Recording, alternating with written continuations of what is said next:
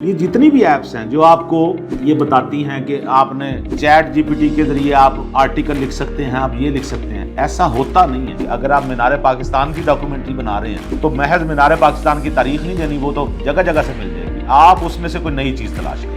यानी इतना बड़ा मैदान है, सारे घुसे हुए हैं उधर। मैंने एंकर बनना है, मैंने न्यूज कास्टर बनना है, मैंने मॉडलिंग करनी है, वहां तो जगह नहीं है खड़े होने की, इतना वहां पे रश है। राइटिंग की फील्ड में आए, बट एक चीज है कि राइटिंग की फील्ड में है ना तो फिर किताब पढ़ें। बट जब आप एक लाइन लिखते हैं एडवर्टाइजिंग एजेंसी की, लाखों रुपए आपको मिलते हैं। बहुत सही लाइन क्रिएटिव।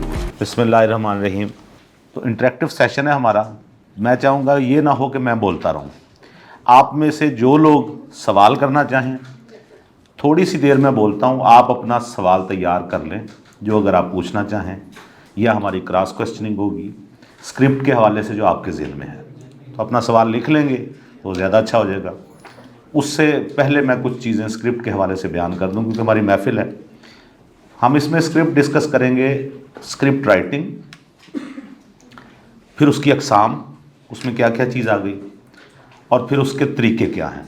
आपके जहन में जो भी सवाल पैदा हो, ये बेहतर है कि वो आप लिख लें, और आप जब अब 10 मिनट के बाद हम वो सेशन शुरू करेंगे तो आप वो सवाल पूछते जाएं ताकि सब लोगों की तशफ़ी हो जाए।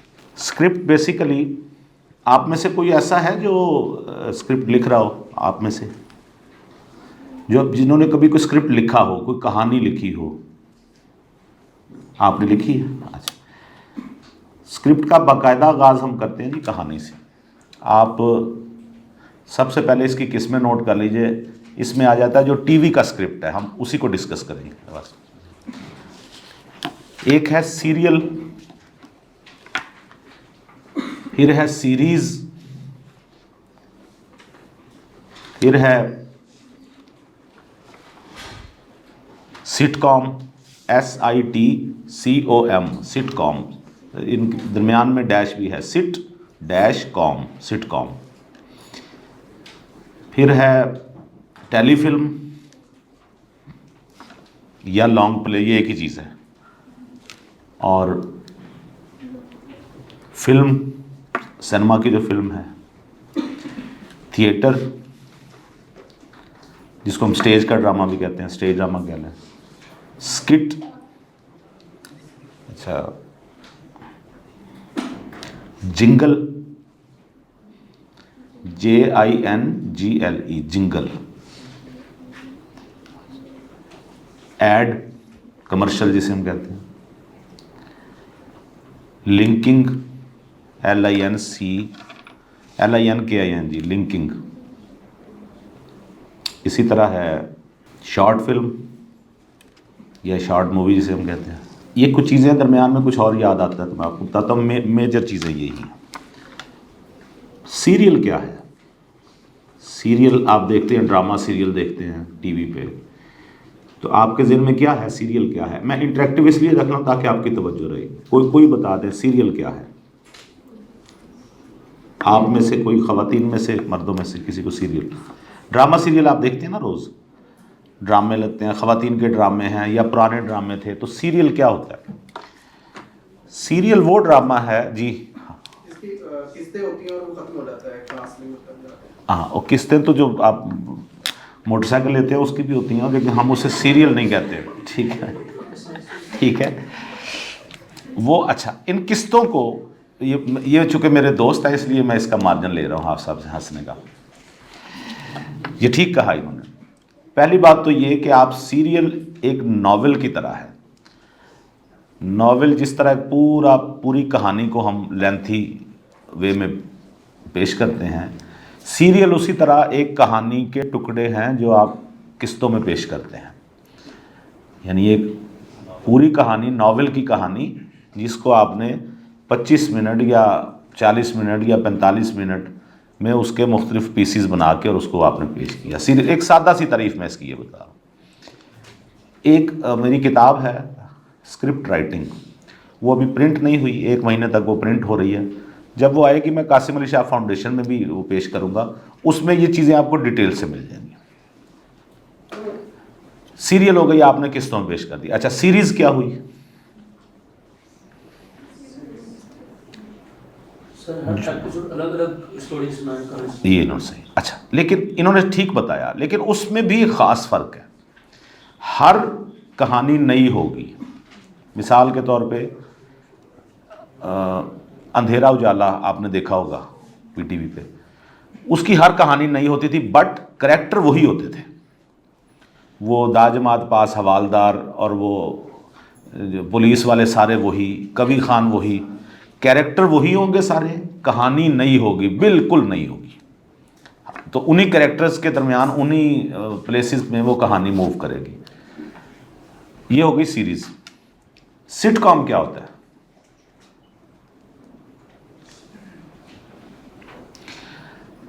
ये दो चीज़ों का मजमूआ है सिटकॉम। सिट मीन सिचुएशनल का एब्रीवेशन है sit, com comedy, situational comedy is called sitcom. Sitcom आप समझ लें सीरीज़ की मज़ाहिया शक्ल है। जो सीरीज़ मैंने बताई कैरेक्टर वही होंगे और एक कहानी उसमें हर दफ़ा नहीं होगी। सिटकॉम में सारी कहानी मज़ाहिया होगी। सिचुएशनल कॉमेडी, सिचुएशनल कॉमेडी क्या होती है? देखिए, एक हम जैसे आप में से देखा होगा लूज टॉक, वो जो अनवर मकसूद साहब का था, या आप ये देखते हैं खबरनाक या हस्बे हाल या मज़ाकरात। अच्छा, ये प्रोग्राम, इनमें से काफ़ी सारे प्रोग्राम मेरे शुरू किए हुए हैं जिनमें मज़ाकरात भी शामिल है। ये सिचुएशनल कॉमेडी नहीं है। ये मैं आपको बात बताऊंगा। वो जो आपने कैटेगरीज लिखी थी उसकी स्क्रिप्ट की, उसमें एक और ऐड कर लीजिए, मुझे याद आ गया, टॉक शो। ये बेसिकली टॉक शो है, कॉमेडी टॉक शो। और एक टॉक शो वो है जिसमें आप बैठ गए, सामने दूसरे 3-4 कॉमेडियन बैठ गए या कोई भी बैठ गया और उन्होंने आपसे बात की, एक दूसरे से बात कर रहे हैं, this is called talk show. Situational comedy ये है, उसकी बेहतरीन मिसाल आपको देता हूं। मिस्टर बीन आप लोगों ने देखा होगा, सिचुएशनल कॉमेडी की बेहतरीन मिसाल है। यानी हर दफ़ा एक सिचुएशन है, उस सिचुएशन के मुताबिक वो वहाँ से निकलता है या चलता है, मूवमेंट है उसकी, ये सिचुएशन। हमारे यहाँ अमूमन टीवी पे जो सिटकॉम पेश किए जाते हैं वो बेसिकली सिचुएशनल कॉमेडी नहीं है। उनको नाम सिटकॉम का दे देते हैं, लेकिन वो लड़का लड़की हैं, उसकी शादी होनी है उसकी, और फिर वो थोड़ी सी सिचुएशन क्रिएट करके वो वहीं बैठ के गुफ्तगू शुरू कर देते हैं। सिचुएशनल कॉमेडी में मूवमेंट बहुत ज़रूरी है। इसके बाद आ जाए एक और उसमें ऐड कर लें, वो जो कैटेगरी आपने लिखी वो है independent play. Independent play special play भी कहलाता है। जैसे आप देखते हैं टीवी पे ईद है या कोई ख़ास इवेंट है, 6 सितंबर है, तो इस हवाले से वहाँ कोई ख़ास किस्म का ड्रामा चल रहा है, वो स्पेशल प्ले एक दिन के लिए होता है और उसी दिन की मुनासबत से उसमें डिस्कशन भी होती है। 14 अगस्त को कोई स्पेशल प्ले लग गया, ईद का है तो वो ज़रा मज़ाहिया हो जाता है। तो रमजान वाले भी इसी में आ जाते हैं। नहीं, वो रमज़ान में क्या, वो जो ट्रांसमिशन रमज़ान की होती है, ड्रामा चल रहे होते ना, उसमें वही ईद आ रही है और रमजान की बात हो रही है ना। मैं वही कह रहा हूँ ना, वो है ये। आप ये बड़ा अच्छा सवाल। अच्छा, आपके ज़हन में कोई सवाल आए मुझे यहीं टोकें और सवाल कर लें, कोई मसला। वो जो आप बता रहे हैं वो हर जगह यही होता है कि आपका अगर सीरियल चल रहा है और आप करंट उसमें चल रहे हैं सिनेरियो में, तो आप जो जो दिन आते जाएंगे उसकी मुनासबत से कोई ना कोई सिचुएशन उसमें शामिल करते जाएं। रमज़ान आ रहा है तो रमज़ान की, ईद आ रहा है तो उसकी ईद की सिचुएशन शामिल हो जाएगी। फिर एक चीज़ है जी, हम कहाँ पहुँचे थे? सिटकॉम पे। सिटकॉम हो गया। इंडिपेंडेंट प्ले, इंडिपेंडेंट प्ले जैसे मैंने बताया हर स्पेशल डे पे कोई खेल आप पेश करते हैं।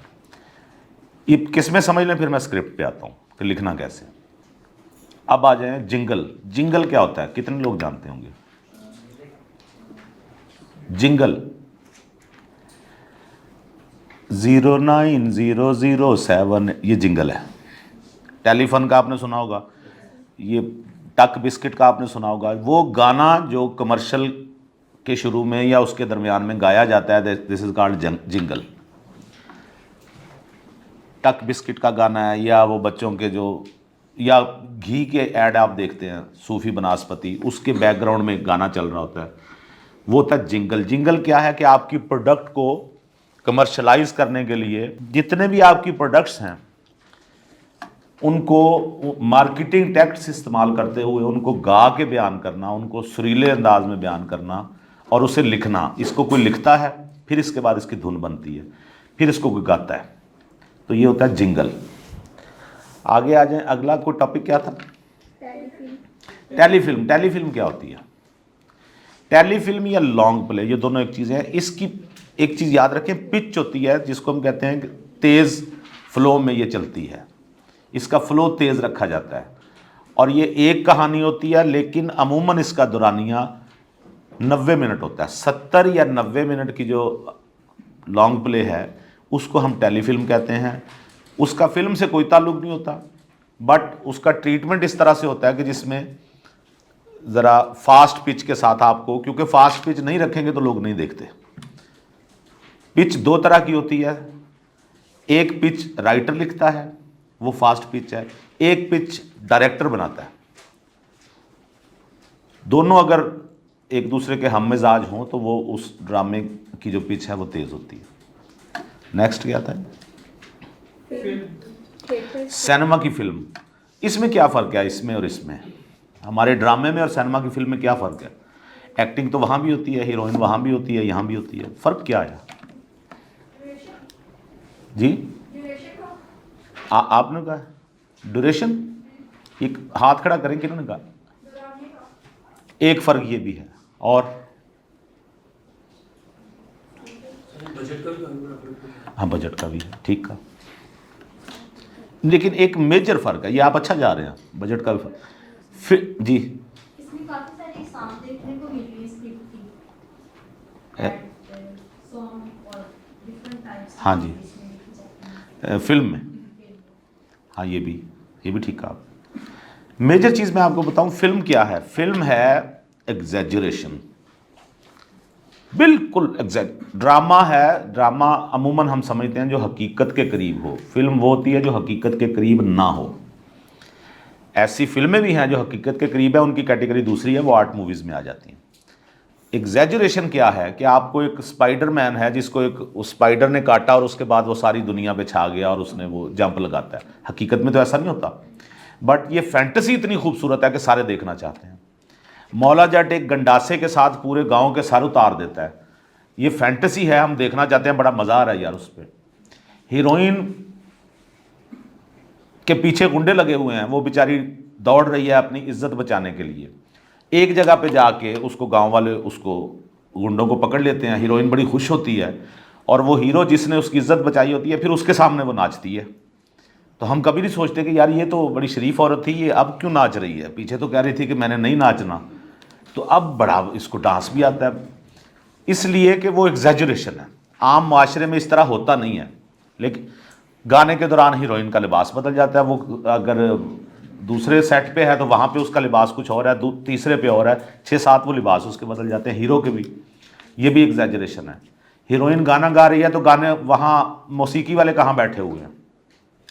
हम बचपन में सोचते थे ना कि यार पीछे वाजदे पे ने तबला बाजा, कौन बैठे ने पीछे, लेकिन बाद में पता चला कि नहीं यार ये फीलिंग है। और फीलिंग के साथ आपने फिर उसकी जस्टिफिकेशन में नहीं जाना कि एक बंदा जेल में बंद है और वो उसको कभी बाहर भी नहीं निकला, 20 साल हो गए तो उसकी शेव क्यों नहीं बढ़ी। नो, ये जस्टिफिकेशन नहीं फिल्म देती। फिल्म है एग्जैजुरेशन, फिल्म बताएगी कि बस जेल में जो बंद था वो हीरो था, बस जेल में जितना अरसा हो रहा हीरो ही रहा। लिहाजा फिल्म अमूमन एग्जैजुरेशन होती है और वहाँ पे लाउड स्केल पे आपको बताया जाता है। अगर आप जब आप डायरेक्शन में आएंगे तो आपको समझ आएगी कि फिल्म में, जो सिनेमा की फिल्म है उसमें बिग क्लोज नहीं दिखाए जाते। एक टर्म होती है बिग क्लोज, उससे परहेज किया जाता है। फिल्म का फ्रेम आपको खुला नज़र आएगा क्योंकि फिल्म आप सिनेमा पे देख रहे हैं। टीवी का फ्रेम 14 इंच की स्क्रीन को मद्देनज़र रख के बनाया जाता है, तो 14 इंच की स्क्रीन में आपको जो नज़र आ सकता है, टीवी का मॉनिटर भी 14 इंच का होता है जब हम ड्रामा रिकॉर्ड कर रहे होते हैं। तो जितना आप फिल्म को एग्जैजुरेट करेंगे, वो फैंटेसी क्रिएट करेंगे, ज़्यादातर लोग ऐसी चीज़ें देखना पसंद करते हैं। लेकिन इसमें भी फिर मुख्तलिफ अक़साम है। फिल्में जैसे आप नेटफ्लिक्स पे देखें या अमेज़ॉन पे, फिल्मों की अक़साम है, आपने देखी होंगी, हॉरर भी होती हैं। दुनिया की सबसे मज़ाहिया फिल्म हॉरर होती है, अगर आपने कभी उसको रिकॉर्ड होते देखा हो तो। यानी इधर कोई जिन बन रहा है, थोड़ी देर बाद आपने उससे डरना है, वो आपके सामने जिन की शक्ल इख्तियार कर। तो फिल्में अपनी कैटेगरी के लिहाज से मुख्तलिफ है। कैटेगरीज उनकी मज़ाहिया भी होती हैं, आपने देखी होंगी, वो एक्शन भी होती हैं, वो सस्पेंस भी होती हैं, वो कॉमेडी भी होती हैं, वो हॉरर भी होती हैं, वो डॉक्यूमेंट्रीज टाइप भी। एक डॉक्यूमेंट्री का इसमें लिख लीजिए, वो जो शुरू में लिखा है। तो ये हो गई फिल्म, जिसमें आप फिर म्यूज़िक भी अपने इलाके के लिहाज से आप म्यूज़िक भी शामिल करते हैं, डांस भी होता है, लड़ाई भी होती है। कभी आप देखिएगा फिल्म, आपने यकीनन गौर कीजिएगा कि एक फिल्म में आपने देखा है इंतहाई दर्दनाक सीन है और आप उसी के हिसार में फिल्म आपको झटका कैसे देती है। ये फिल्म की टेक्निक में शामिल है कि एक कोई शख्स आया जिसने दूसरे को कत्ल किया और वो गिर पड़ा और उसके दिखा रहे हैं उसका लहू, खून उसका, और उसी वक्त कट होता है तो एक गाना शुरू हो जाता है जिसमें हीरोइन नाच रही है। क्यों? क्योंकि ये आपको दिमागी एक झटका है कि यकदम आपको दूसरे फेज़ में लाया जाए, आप उसी फेज़ में ना रहें, आप निकल जाएं उस फेज़ से। झटके पे झटका फिल्म में होगा तो आप अटेंशन आपकी वहाँ बनी रहेगी फिल्म के साथ। तीसरी चीज़ आ जाए, नेक्स्ट आ जाए, स्टेज ड्रामा। आप जानते हैं सारे। अच्छा, स्टेज ड्रामे को क्या कहते हैं, इसके अलावा क्या कहते हैं? Stand up comedy. वो और चीज़ है, वो भी लिख लें, वो भी बताता हूँ स्टैंड अप कॉमेडी क्या है। वैसे उसके लफ्ज़ में सारा जाहिर है आपको स्टैंड अप कॉमेडी में, कि जो सामने खड़े हो के स्टैंड अप आपके सामने आपको हंसाए जिस भी तरीके से, वो स्टैंड अप कॉमेडी है। अच्छा, हम क्या डिस्कस कर रहे थे? स्टेज ड्रामा क्या है? इसको कहते हैं जी, ये मुख्तलिफ एक्ट का प्ले होता है। 1 एक्ट का प्ले, 2 एक्ट का प्ले, 3 एक्ट का प्ले। ये होते क्या है 1 एक्ट? आपने अक्सर स्टेज में देखा होगा, अगर आप पैरेलल थिएटर देखते हैं। पैरेलल थिएटर क्या है, किसी को पता है? एक वो ड्रामा है जो आप देखते हैं जिसमें नसीम विकी है, जिसमें इफ्तिखार ठाकुर हैं, ये मज़ाहिया ड्रामे जो सारे लगते हैं। एक वो है जो कभी आप देखते हैं कि मंटो का कोई ड्रामा पेश किया गया यहाँ, या कुरतुल ऐन हैदर का अफसाना कोई पेश किया गया, ड्रामाटाइज किया गया, या उनका अहमद कासमी का कोई ड्रामा पेश किया गया, या इंग्लिश का कोई शेक्सपियर का कोई ड्रामा पेश किया गया। This is called parallel theatre. Parallel theatre जो दूसरे ड्रामे, जो संजीदा ड्रामे जो आपको कुछ सोचने पे मजबूर करते हैं, जो महज हंसाते नहीं, ये है पैरेलल थिएटर। जो 1 एक्ट, 2 एक्ट, 3 एक्ट का ड्रामा है, आपने अक्सर देखा होगा, ड्रामा आप देख रहे हैं तो पर्दा आ जाता है आगे, म्यूज़िक चलता है, उसके बाद पर्दा खुलता है, तो वो उस सिचुएशन पे जिस पे सब रुके हुए हैं, स्टॉप हुए, अब वो वहाँ मौजूद नहीं है, अब कुछ और सिचुएशन बन गई है, सेट वही है। ये कहलाता है एक्ट। कि आपने यहाँ तक जाना है, एक ड्रामा चल रहा है जिसमें एक हस्बैंड अपनी वाइफ पे बहुत जुल्म कर रहा है और बिल आखिर वाइफ ने कहा कि मुझे तलाक चाहिए, और उसने तलाक दे दी, साथ ही भैंग हुआ म्यूज़िक का और पर्दा आ गया। अब बीवी भी साकित खड़ी है, उसका हस्बैंड भी साकित खड़ा है, उसके बाद पर्दा हटा, अब बीवी आप समझें अपने भाई के घर में आई हुई है, तो ये एक एक्ट हो गया। इसी तरह आधे घंटे का या घंटे का एक दूसरा एक्ट हो गया, फिर तीसरा। कुछ ड्रामे 1 एक्ट के होते हैं, कुछ 2 एक्ट के होते हैं, कुछ 3 एक्ट के होते हैं। जितने एक्ट जो आप मुनासिब समझें उसके हिसाब से जब आप लिखेंगे तो ये एक्ट कहलाएगा। ठीक हो गया? नेक्स्ट जिंगल हो गया, हमने बता दिया। कमर्शियल, आप में से किसी ने कमर्शियल लिखा है? कभी कोई मौका मिले, छोटा मोटा कोई एक कमर्शियल? तो वो आप टीवी पे देखते हैं ना, फजल इलेक्ट्रॉनिक्स, वो जो पीछे किसी खातून की आवाज़ होती है, किसी पता नहीं पढ़ी लिखी भी है ये ना, इतने में ख़रीदें और ये आज ही आए, आज ही आए। ये तो खैर ऐड नहीं होते, ऐड हम बता रहे हैं जो प्रॉपर ऐड एजेंसी वाले जो ऐड बनाते हैं, जिसका कुछ जुमला होता है, जिसमें कोई लाइन होती है। उस ऐड को बनाने के लिए आपका तख्लीकी दिमाग बड़ा होना ज़रूरी है। मसलन आप और कोशिश करें, आप में से जो मुस्तकबिल में एडवर्टाइजिंग एजेंसी की फील्ड में जाएं और ऐड बनाएं, बहुत पैसा है इसमें। तो आपसे अगर कहा जाए कि आप ने एक ऐड बनाना है, ये मोबाइल है, ये बहुत कीमती है मोबाइल, इस पे ऐड बनाना है, तो क्या बनाएंगे? तो ये ऐड तो हर कोई बना लेगा। ये देखिए, ये मोबाइल, मैं करीना के हाथ में मोबाइल दे दूँ, वो कह रही है बड़ा अच्छा मोबाइल है, ज़बरदस्त है, शान के हाथ में दे दूँ, तो सीधा सीधा ऐड है। क्रिएटिव ऐड कुछ और है। हमारे एक दोस्त थे, मुझे याद है, आप सब ने वो ऐड देखा होगा। तो हम बैठे हुए थे तो बात हो रही थी कि एक मोबाइल की कंपनी का ऐड बनाना था। उनका बेसिकली जो उन्होंने मैसेज कन्वे करना था वो ये कि साफ आवाज़ कोई हैसियत रखती है। वहाँ बात हुई कि क्यों ना ऐड यूँ बनाया जाए, एक बहुत खूबसूरत लड़की है और 5-6 लड़के वहाँ गिटार पे गाना गा रहे हैं, तो जान निकल गई है उसको देख के। एक वो अपना मोबाइल एक जगह भूल गई है, तो वो उठाने जाता है तो लड़का बड़ा खुश है। साफ़ आवाज़ से कितना फ़र्क पड़ता है वो बड़ी खूबसूरत, लेकिन वो जब उसे मोबाइल वापस करता है तो कहती है तेरी मेहरबानी। ठीक है, अच्छा इसका मतलब ये हुआ साफ़ आवाज़ से फ़र्क, वो जैसे दौड़ते हैं वहाँ से। ये ऐड ऐसे बना था, यूँ इसकी इब्तदा हुई कि यार ये आइडिया कैसा है कि लड़की बड़ी खूबसूरत है, सब बेहतरीन, लेकिन उसकी आवाज़, इसका मतलब है आवाज़ से ही जान निकल के भाग गए लोग। इसीलिए ये अच्छा आजकल आप लोग देख रहे होंगे एक ऐड चल रहा है उसका, लाहौर में बर्फ़ वाला, वो तो खैर आ गया ना, वो एक और चीज़ है। एक ऐड चल रहा है पेप्सी का, बाबर आजम के साथ, देखा होगा आपने, पुलिस की गाड़ी, बिल्कुल यूनिक आइडिया। हमारे यहाँ किसी को कहें नॉर्मल बंदे को ऐड बना दे, बाबर आजम उठा गएगा पेप्सी मैंने पी, पेप्सी बहुत अच्छी है, आप भी पिए। ये क्या बात हुई? कोई क्रिएटिविटी तो हो ना उसमें।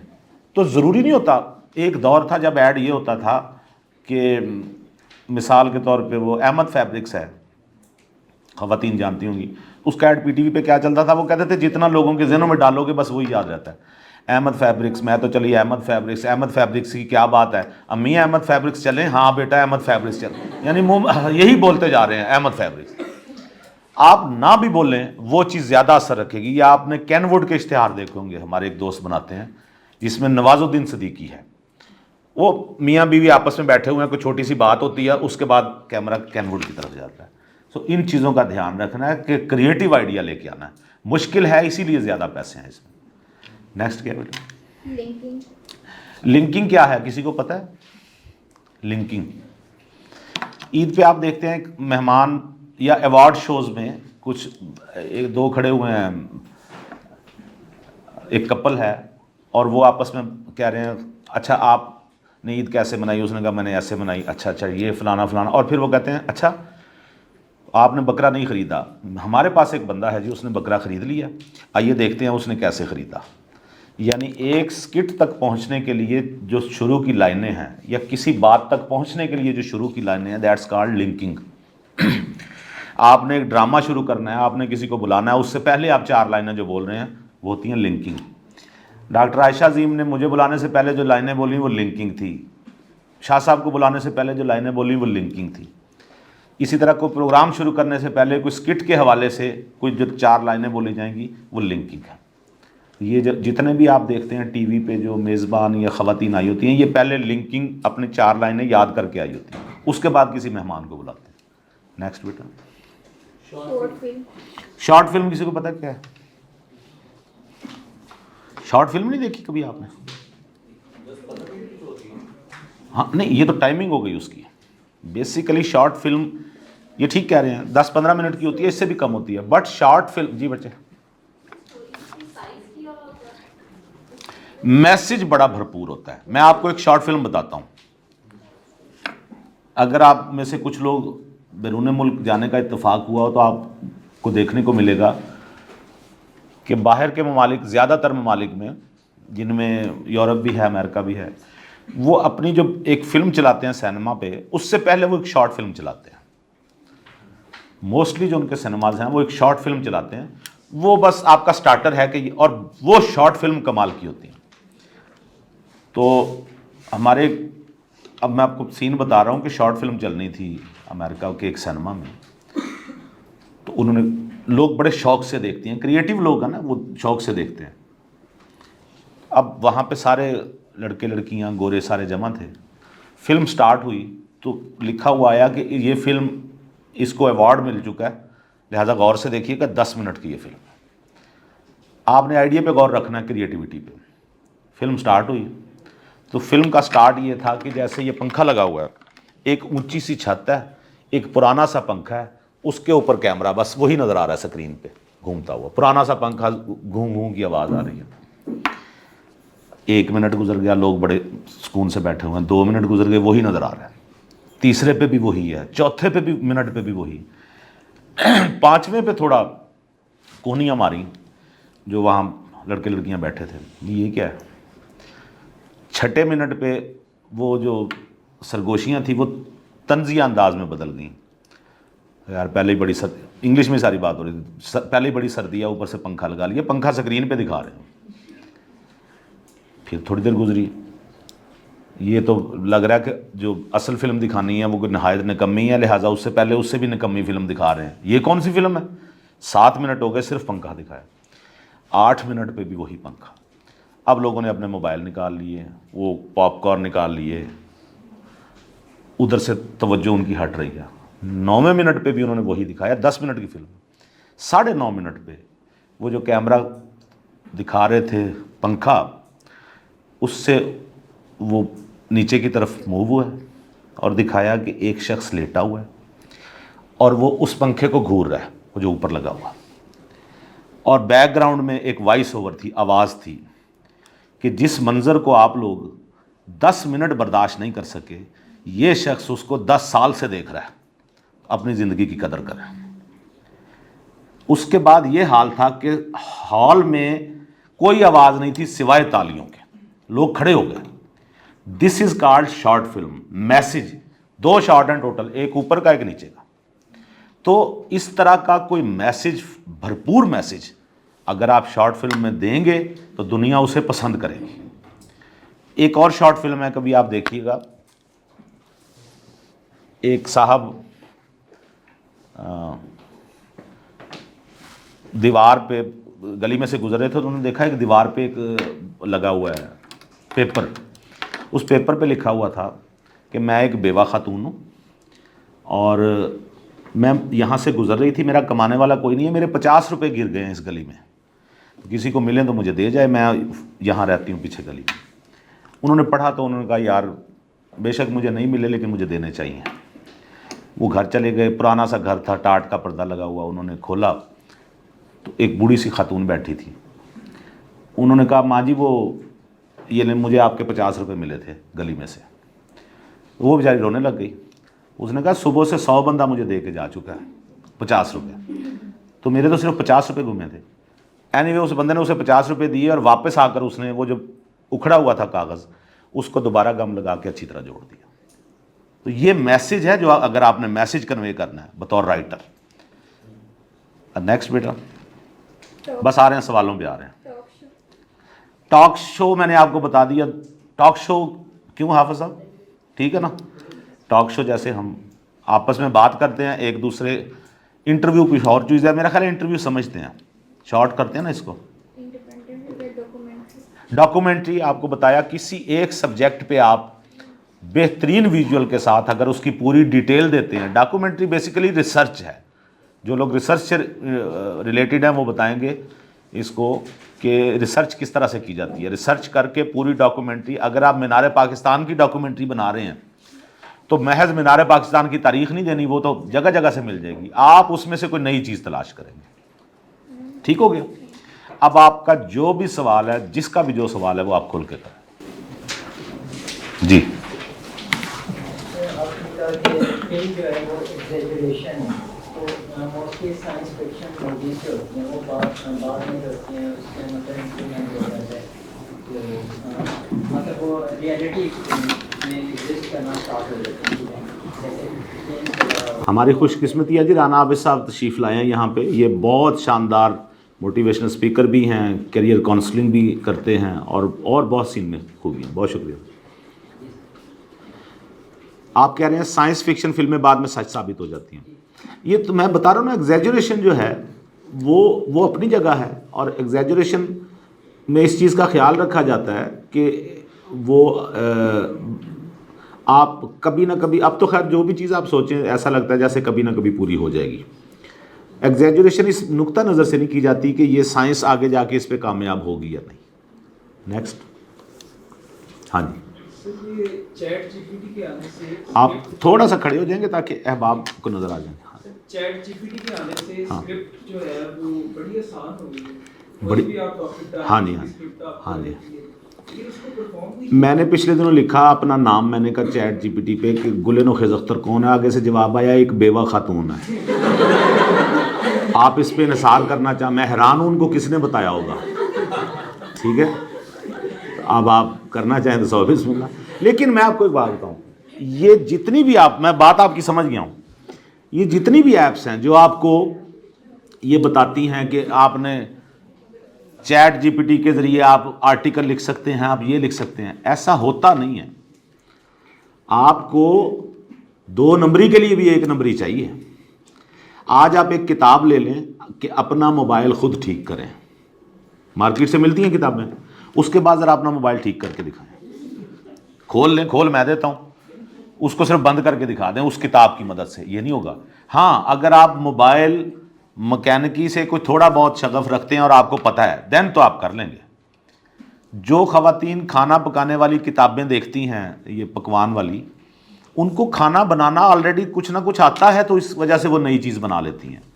मैं क्यों नहीं केक बना लेता? मैंने एक दफ़ा वाइफ से ज़िद करके केक बनवाया था। मैंने कहा मैं चलो खैर छोड़े, बड़ी बुरी बात है ये जो कुछ हुआ ठीक है ना। तो मैं क्यों नहीं बना सका उस किताब को देख के? मुझे तो नहीं पता कितना वो उसमें सब कुछ लिखा होता, पानी इतना डालें, ये फलाना फलाना, हमसे नहीं बनता। लेकिन जो घरेलू ख़वातीन हैं वो बना लेती हैं, जो बच्चियां ये बना लेती हैं वो चीज़। तो उस चीज़ के बारे में थोड़ा सा इल्म ज़रूरी है। टीवी ठीक करना हो तो आपको इतना तो पता हो ना कि टीवी आपने कभी खोल के देखा भी है कि वो पीछे उसके सर्किट किस तरह का होता है। जी हाँ जी सर, आपने कहा कि शॉर्ट फिल्म 10 मिनट्स की होती है, तो मूवी के आने से पहले जो ट्रेलर वो बताते हैं वो शॉर्ट फिल्म में आएगा, उसको क्या और नहीं, वो और चीज़ है, ये लिख लें आप। अच्छा आपने जिक्र कर दी, वो जिसको ये ट्रेलर कह रहे हैं उसको हम कहते हैं प्रोमो। एक होता है प्रोमो, एक होता है टीज़र। प्रोमो और टीज़र में आप में से किसी को पता है फ़र्क क्या है? प्रोमो और टीज़र, प्रोमो निकला है प्रमोशन से, किसी चीज़ की प्रमोशन। प्रोमो क्या है कि मैंने अपने ड्रामे से या कोई भी जो हमारी चीज़ बनी उसमें से बेहतरीन शॉट्स निकाले, कुछ गाने का निकाल लिया पोर्शन, कुछ बोलने का निकाल लिया, बेहतरीन शॉट्स का मजमुआ। और ये तकरीबन हमारा कोई 30 सेकंड से 40 सेकंड तक का एक छोटा सा पीस होता है जिसको हम कहते हैं प्रमोशनल पीस, ताकि लोगों को समझ आ जाए कि इस फिल्म में ये सारी लड़ाई भी है, मार कुटाई भी है। ये उसको हम ट्रेलर भी कह लेते हैं, ड्रामे का हो तो उसे हम प्रोमो कह लेते हैं। आप रोज़ देखते हैं प्रोमोज चलते हैं, टॉक शोज़ के, हामिद मीर के प्रोग्राम का एक मखसूस प्रोमो बना हुआ है वो चलता है। इसी तरह सलीम साफ़ी साहब के प्रोग्राम का, इसी तरह ARY के प्रोग्राम, इसी तरह बाकी चैनल्स के, कि वो आपको याद दिलाते रहते हैं कि फ़लाँ से फ़लाँ दिन तक ये प्रोग्राम आपने देखना, ये चलेगा। उसमें होना क्या है वो अमूमन नहीं बताया जाता कि उसमें क्या होगा, लेकिन फ़िल्म का जो ट्रेलर है, जो उसमें फ़िल्म में क्या हो रहा है वो सारा कुछ उसमें दिखाते हैं। एक है टीज़र, ये इसको गौर से सुने, टीज़र क्या चीज़ है? टीज़ नाम से जाहिर है, टीज़ करने वाली चीज़, जिससे आप टीज़ हो जाएं। टीज़र होता है जिसमें आपको कुछ समझ नहीं आती होना क्या है। अभी एक बच्ची ने जिक्र किया था, ये लाहौर में बर्फ़बारी, आपने ऐड देखा होगा ना, लगा हुआ था, ये टीज़र था। जो भी गुजरा उसने देखा, उसने कहा लाहौर में 10 सेंटीग्रेड बर्फ़बारी कब, ये क्या है? हर कोई एक दूसरे से पूछा था ये क्या है, टीज़ हो गए। इसी को आप जब मीडिया पे लाते हैं, जब जियो का एक चैनल आना था आग, बाद में उसका वो ख़त्म करके नाम चेंज कर दिया, आग चैनल आना था, तो उसका टीज़र क्या चलता था कि टीवी पे सिर्फ लिखा हुआ आता था लगा दो और बस ख़त्म। अब सारे पूछ रहे हैं की ला दी है कि ये क्या है, लगा दो क्या है? यही उनका मकसद होता है कि लोग एक दूसरे में डिस्कस करें, वो टीज़ हो जाए, वो डिस्कस करें। टीज़र ये है, मिसाल के तौर पे आपने कोई ड्रामा बनाया या ड्रामा आपने लिखा है जिसमें कोई भी जो चल रहा है, मसलन ये ड्रामा आपने देखा, वो अर्तुगरुल ड्रामा चल रहा है, अगर ये ना चला होता तो इसका टीज़र ये था कि एक शख्स घोड़े पे आया और उसने तलवार निकाली और घुमा दिया, बस। ये कौन है? कुछ लिखा नहीं आता कि ये ड्रामा है, ये क्या है, बस एक विजुअल चलता है और आप परेशान हो जाते हैं ये हुआ क्या, ये हो गया टीज़र। और जी क्रिएटिव स्क्रिप्ट जो है वो किस तरह लिखी जाए इसकी? देखें, एक आपने जब स्क्रिप्ट लिखना होता है, ये याद रखें, सीरियल जो 40 मिनट का स्क्रिप्ट है वो नॉर्मल कंप्यूटर की ज़बान में समझा देता हूँ ताकि क्योंकि कुछ लोग बारीक लिखते हैं, कुछ बड़ा लिखते हैं। अगर आप 18 पॉइंट रखें, इन पेज आपको पता है ना, उर्दू का एक सॉफ्टवेयर है जिसमें 18 पॉइंट में हो, और तो आपके तकरीबन ये सफ़े बनेंगे 40 मिनट के स्क्रिप्ट के कोई 40 ही सफ़े बन जाएंगे। एक स्क्रिप्ट जो आप लिखते हैं टीवी के लिए, 1 घंटे का ड्रामा जिसे कहते हैं, 1 घंटा नहीं कहना आपने, कोई आपसे ड्रामा नहीं लिखवाएगा। इसका स्लॉट 1 घंटा नहीं होता, ये 40 मिनट का स्लॉट शुमार होगा। 40 मिनट में 5 मिनट आपके ऐड के डाल लें तो 45 मिनट हो जाता है। इसी तरह आधे घंटे का कोई स्लॉट नहीं होता। जो ही आप कहेंगे सर मैं आधे घंटे का ड्रामा लिखना चाहता हूँ या चाहती हूँ, 1 मिनट में समझ आ जाता है कि आपने कभी कोई ड्रामा नहीं लिखा। ये स्लॉट होगा 25 मिनट का, उसको 50 भी कहा जाता है, 50 मिनट का ड्रामा, इसको 25 मिनट का ड्रामा। 25 मिनट के स्लॉट में अगर आप ड्रामा लिख रहे हैं तो आपको 25 सफ़े लिखने पड़ेंगे। 25 सफ़ों में आपको सीन कितने होने हैं, आपके ड्रामे के सीन कितने बनने हैं। अगर आप एक मिसाल के तौर पे हमने एक कहानी में बताता हूँ कि कोई कहानी ले लेते हैं जो मशहूर कहानी है कि ओवरकोट ले लें, गुलाम अब्बास का ओवरकोट, पढ़ी हुई है आप लोगों ने। उस कहानी को हमने फिल्माना है 25 मिनट में, तो ये पहले आप उसके बनाएंगे सीन कि यार ये कहानी है, ये पढ़ ली, अब ये इसको डिस्क्राइब कैसे करें, पहले उसकी डिवीज़न करें कि शुरू में ये दिखाते हैं एक सीन में कि वो सीन नंबर 1, एक साइड पे लिखें नंबर 1, आगे छोटी सी डिस्क्रिप्शन लिख दें 1 लाइन की। ओवरकोट दिखाना है पहना हुआ और माल रोड पे बंदा जा रहा होगा। दूसरे में दिखाएं, ये चेंज ओवर बहुत ज़रूरी है, एक सीन पे ही आप लेके नहीं चलेंगे। एक में आपने दिखा दिया ओवरकोट पहना हुआ बंदा, तो दूसरा सीन कुछ और दिखाएं। आप कभी अंग्रेज़ी फिल्में देखिएगा, इसको हम कहते हैं ट्रैक बनाना, कहानी में ट्रैक कैसे बनाए जाते हैं। इंग्लिश फिल्म अमूमन वो थ्रिलिंग होती हैं कि 2-3 लड़के लड़कियां जा रहे हैं और जंगल में अचानक ही उन पे कोई उस्ताद आ गई है, तो वो इसके ट्रैक बनाते हैं।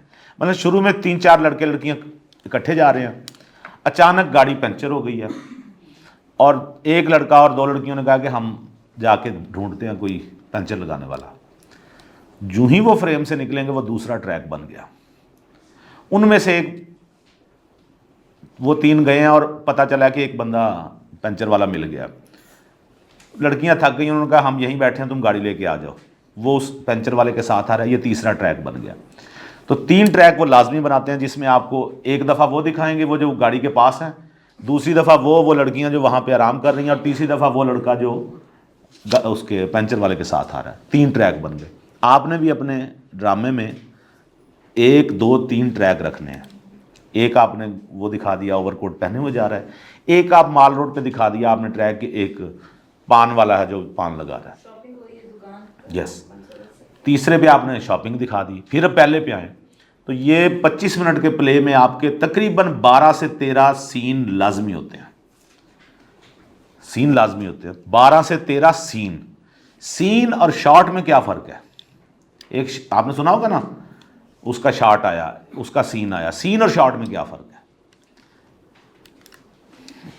आप ड्रामा देख रहे हैं, सीन वो है जो एक जगह पे है। एक ड्राइंग रूम का सीन है जिसमें मियाँ बीवी बच्चे बैठे हुए हैं, बात हो रही है। उस ड्राइंग रूम में जितनी देर कैमरा रहेगा वो एक सीन है। उस ड्राइंग रूम में जितने कैरेक्टर बैठे हुए हैं उनके ऊपर जूं जूं कैमरा जाएगा या किसी और जगह को दिखाएगा, वो शॉट है। शॉट ये है, इनको दिखाया, फिर आपको दिखाया, फिर इनको दिखाया। सीन ये पूरा है जो हम इस वक्त ये देख रहे हैं, ये पूरा सीन है एक। हम इससे बाहर नहीं निकले। जूं ही हम बाहर जाएंगे हमारी लोकेशन बदलेगी, हमारा सीन बदल जाएगा। अब ये दूसरा सीन हो जाएगा। तो लिखने से पहले ये ज़रूर ज़हन में रखें कि आपने उसकी डिवीज़न करनी है कि हमने उसको चलाना कैसे है। जुमले अक्सर लोग, हमारे जो बच्चे हैं वो ये करते हैं, क्योंकि मुझे यूनिवर्सिटीज़ में जाने का इत्तेफाक होता है, मैं मैथ्स कॉम की क्लास भी पढ़ाता हूँ। तो बच्चों ये करते हैं बच्चे कि ज़्यादा से ज़्यादा जुमले डाल देते हैं। कोशिश करें, एक और कैटेगरी लिख लें, माइम, MIME, माइम, MIME।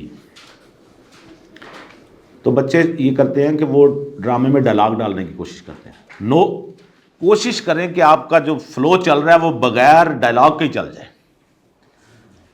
देखिए ना, क्या लेट्स सपोज यूनिवर्सिटी का सीन है, लड़का लड़की से प्यार करता है, तो लड़के ने कहा क्या हाल है, उसने कहा ठीक हूँ, क्या कल तुम कॉफ़ी पे मेरे साथ चलोगी? मैं कॉफ़ी पे क्यों तुम्हारे साथ चलूँ? नहीं, चलना तो चाहिए। तो आप बिला वजह क्यों डायलॉग? आप लड़के और लड़की का एक जुमला बोले बगैर भी उस मोहब्बत को दिखा सकते हैं एक्सप्रेशन से। तो कोशिश करें वो एक्सप्रेशन से दिखाएं, ये मन मन के उसमें डायलॉग डालने की ज़रूरत नहीं। ये रेडियो के ड्रामे में तो होता है, टीवी का ड्रामा मीडियम है जो नज़र आ रहा है आपको। जी, स्टोरी के अंदर इसी बात से कि मुकालमा कितना ज़रूरी है। मुकालमा बहुत ज़रूरी है, बट मुकालमा वहाँ जहाँ मुकालमा होगा, मुकालमा ज़बरदस्ती का ना डालें। मैंने एक मुकालमे में, अब नाम नहीं लेता, एक साहब थे, उन्होंने किताब लिखी, तो उसमें मुकालमा ज़रा सुनिएगा। किसी से वो बात कर रहे हैं, सवाल, आप ने फ़लाँ जगह जब आप थाने में होते थे तो कैसा आपका वक्त गुजरा? मैंने कहा जी वहाँ मैंने बड़े मुजरिम पकड़े। अच्छा, बड़े मुजरिम पकड़े, तो इनाम तो मिला होगा? हाँ जी, मुझे बड़े इनाम मिले। अच्छा, बड़े इनाम मिले, तो आपने फिर पैसे तो बड़े कमाए होंगे? नहीं, पैसे तो नहीं कमाए, मैं किराए के घर में रहता हूँ। अच्छा, किराए के घर में? यार मैंने कहा वो कह रहा है मैं किराए के घर में रहता हूँ, आप क्यों दोहरा रहे हैं उसकी बात? वो कह रहा है मैं किराए के घर में रहता हूँ, आप कह रहे हैं अच्छा किराए के घर में रहते हैं। बात ना दोहराएं, उसी बात को लेके आगे चलें, और जितना आप उसमें कहानी में मुकालमा जानदार होगा, उसकी मिसाल मैं आपको देता हूँ। जो जानदार मुकालमा वाले लोग, मुकालमा आपको याद रह जाता है। मौले नू मौला ना मारे तो मौला नहीं मारता, ये है डायलॉग। या हमारे दोस्त खलील रहमान कमर हैं, वो बहुत अच्छा वो मुकालमा लिखते हैं। कोई बात, कोई नई बात तो आए ना। मैं आपसे कहूँ मुझे चाय बना दें, आप कहें अच्छा जी ये लें, तो एरिज की होया तो हाँ, लेकिन उसमें ये इंडियन फिल्मों में आप देख लें, मुकालमे के लिए उन्होंने हमारी जो है हसीना मोइन आपा, वो मुकालमा लिखने इंडिया वाले उन्हें बुलाते होते थे कि आप मुकालमे लिखें। मुकालमा निगारी एक पूरी फ़िज़ा है, उसका पूरा एक शोभा ही अलग है मुकालमा निगारी। नेक्स्ट, आप में से कोई स्क्रिप्ट राइटर बनना भी चाहता है? हम ही आ गए हो किसी को है स्क्रिप्ट राइटिंग का? अरे ये तो बड़ी अच्छी बात है। आपको पता है फिल्म और टीवी इंडस्ट्री में, टीवी में ख़ुसूसन सबसे ज़्यादा कमाता ही स्क्रिप्ट राइटर है। हम लोग ये समझते हैं कि हम जो बच्चे आते हैं वो कहते हैं हमें डॉक्टर साहब हमने हामिद मीर बनना है, हमने एंकर बनना है। अच्छा, एंकर बनना है, जिसने सियासी एंकर बनना है उसको सियासत का पता तो होना चाहिए। तो हमारे चैनल में जो ख़वातीन अमूमन बहुत अच्छी भी आती हैं, लेकिन जो अमूमन ज़्यादा बच्चे आते हैं ना, वो आके सर मैंने ना सियासत, मैंने कहा अच्छा चलो, तो पता है आपको सियासत का? सर सारा पता है, ख़ानदान की सारी सियासत मेरे पे ही चलती है। अच्छा, नहीं, मैंने कहा मुल्क की सियासत का भी जी पता है। अच्छा जी, कैसे पता है? मैंने कहा वज़ीर दाखिला कौन है हमारा? वो सर वो है ना, नहीं वो जो कोई होगा ही नहीं, उसका नाम ले देंगे कि वो सर वो है उज़ैर बलोच, एम ही जड़ा नाम। मैं क्या वो तो जेल में है, वो कहाँ से हमारा वज़ीर दाखिला? अच्छा सर वो कब से जेल में है? और नवी कहानी शुरू हो गई। अब ये बताएं कि वो जेल में क्यों है? मैंने कहा इसको छोड़ दें, उस पर रहे ना बात पे कि हमारा वज़ीर दाखिला। तो जिस चीज़ पे आपका ध्यान है, जो आप करना चाहते हैं, इस वक्त स्क्रिप्ट राइटर, काश यहाँ पे होती हमारी दोस्त आमना मुफ्ती, तो मैं आपको बताता, आमना मुफ्ती बहुत अच्छी राइटर हैं, पढ़ाती भी हैं, और उनके आपने बहुत सारे ड्रामे देखे होंगे टीवी पे। 1-1 लाख रुपया एक एपिसोड का ले रहे हैं इस वक्त राइटर। क्यों ले रहे हैं? इसलिए कि आपकी वजह से हमारी मौजें लगी हुई हैं। ना आपने आना है राइटिंग की तरफ, ना हमें कोई खौफ है कोई आएगा, लिहाजा हमारी ब्लैकमेलिंग अरूज पे है भी हमें इतने देंगे तो तब हम लिखेंगे, नहीं ना मत लिखवाओ। तो ड्रामे तो चलने हैं, टीवी ने तो दिखाने हैं, वो कहाँ से लिखवाएं? इसके लिए मजबूरन उन्हें फिर मिन्नतें करना पड़ती हैं कि यार लिखने, अच्छा चलें इतने पैसे ले लें। तो जो इस वक्त राइटर्स के नखरे हैं वो तो आसमान को पहुँचे हुए हैं, इतने पैसे लूँगा, पहले दें, मज़ीद दें, अभी मेरा मूड नहीं है, अभी ये फ़लाँ नहीं है। तो आएँ इस फील्ड की तरफ आएँ, मैदान सारा खुला पड़ा है इसमें, यानी इतना बड़ा मैदान है, सारे घुसे हुए हैं उधर। मैंने एंकर बनना है, मैंने न्यूज़ कास्टर बनना है, मैंने मॉडलिंग करनी है, वहाँ तो जगह नहीं है खड़े होने की, इतना वहाँ पे रश है। राइटिंग की फील्ड में आए, बट एक चीज़ है, फिर राइटिंग की फील्ड में आना तो फिर किताब पढ़ें, तो मैं तो जिसका इंटरव्यू करता हूँ मैं पहला जुमला उससे पूछना हूँ कि आपने आखिरी किताब कौन सी पढ़ी। वो आपने अपने निसाब की पढ़ी हो, वो आपने अपने नावल पढ़ा हो, कोई बात नहीं, कुछ भी पढ़ा हो, लेकिन उससे पता चलता है कि आपने क्या पढ़ा हुआ है। तो आखिरी किताब अभी आप अपने ज़हनों में दौड़ाएं कि आपने आखिरी किताब कौन सी पढ़ी थी, तो वो आपको पता चल जाएगा कि आपने क्या पढ़ी थी। कुछ बताने वाले होंगे, कुछ नहीं होंगे। तो राइटिंग की फील्ड में आना तो फिर पढ़ना तो पड़ेगा। पढ़ने से मुराद किताब पढ़ना पड़ेगी। कोई और जी? सर आपकी राइटिंग भी बहुत अच्छी है माशाल्लाह। मेरी? जी सर, आपकी किताब मज़ाहिर कबीरा मैंने पढ़ी। अच्छा अच्छा अच्छा। तो मैं पूछने ये चाह रहा था कि जब आप लिखते हैं, आपके लिखने के बारे में सवाल है। हाँ जी हाँ। तो उसमें मुताले का ज़्यादा तमन दखल है या मुशाहिदे का? यानी आप माहौल को देखते हैं तो वहाँ से करेक्टर्स उठाते हैं या किताबों से पढ़ते हैं वहाँ से उठाते हैं? मेरी इंस्पिरेशन क्या है ये पूछना चाहते हैं? मेरी इंस्पिरेशन पैसा है। हाँ मैं सही बता रहा हूँ, सुन लें आप, मैं झूठ बोलने की क्या जरूरत है। देखिए मुझे कोई पार्टी मुझे अप्रोच करती है तो मैंने उसका ड्रामा लिखना है ना, उसने मुझे पैसा दिया, मेरा ना भी दिल कर रहा हो तो मैंने लिखना ही है। मैं इसकी आपको बड़ी मज़ेदार बात बताता हूँ। एक हमारे पब्लिशर थे, उन्होंने मुझे कहा, काफ़ी अर्सा पहले की बात है, उन्होंने एक दिन मेरे पास आए, कहने लगे मैं नुखैर साहब नावल है बड़ा, तो आप लिख दें, आपकी मेहरबानी, कोई नया नावल दे दें। तो उनको मैंने कहा अच्छा मैं करता हूँ। 1 महीना गुजरा, 2 महीने गुजरे, बार बार वो कहने लगे यार कुछ तो कर। तो गर्मी आ गई, सख्त गर्मी।